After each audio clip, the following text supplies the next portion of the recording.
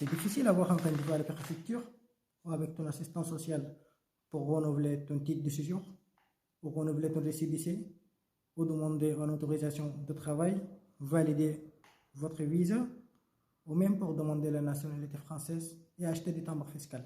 Tout ça, c'est assez simple et tu peux le faire depuis ton téléphone portable en quelques minutes. Si ça t'intéresse, suis-moi de l'autre côté, je vais t'expliquer comment ça marche.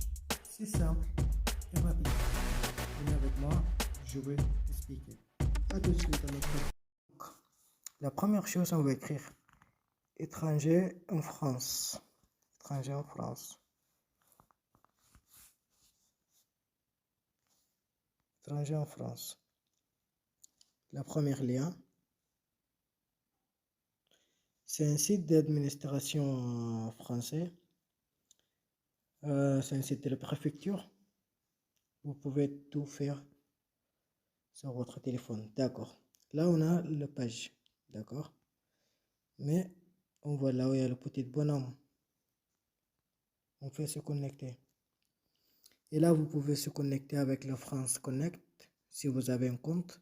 Sinon, créez votre compte. Là, on va appuyer dessus. On va créer notre compte. D'accord. Ok, vous voyez sur le premier rectangle, pour mettre le numéro de visa. C'est comme cela par exemple. Vous voyez sur les rectangles rouges. Ça, c'est le numéro de visa. Ou le numéro de titre de séjour ou le numéro de votre récépissé. D'accord. La date de début de validité, date de la fin de validité. Vous mettez et après vous faites créer un compte. D'accord. Une fois vous avez créé votre compte, vous allez voir ça.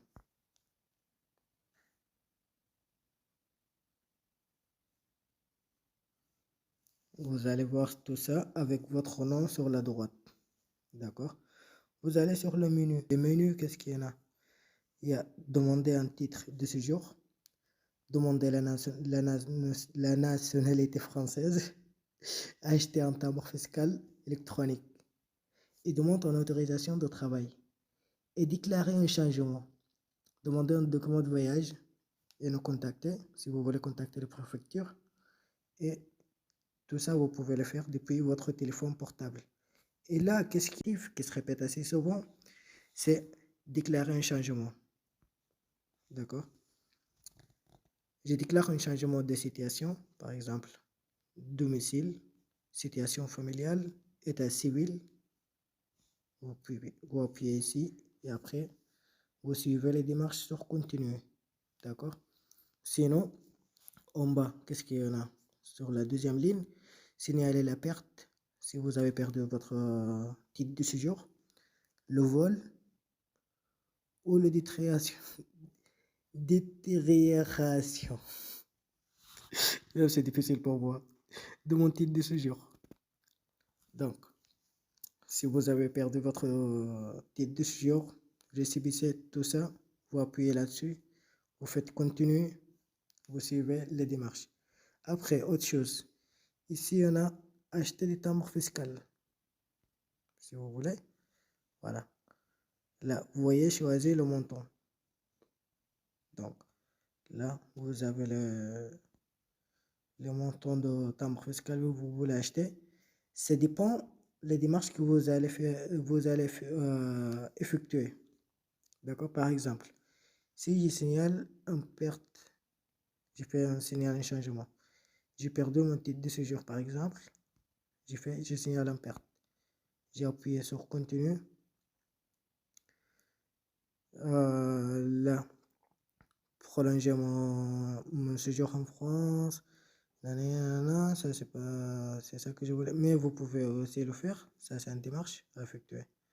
Votre décision est exprimée de moins de 90 jours. Vous pouvez sélectionner l'option correspondante à votre situation. Donc là, si votre titre de séjour bientôt va être expiré, vous allez venir ici pour le renouveler. D'accord? 90 jours avant qu'il soit fini. Je signale une perte en vol ou du vol. Voilà, c'est là qu'on était tout à l'heure. Ok. Ici, vous voyez saisir le montant, c'est là qu'on était tout à l'heure aussi. Après, j'ai déclaré un changement d'un état civil. Là, si je déménage par exemple, si je change de domicile, je déclare un changement d'adresse postale. Si vous avez déménagé, je déclare un changement d'état civil. D'accord? Changement de situation familiale.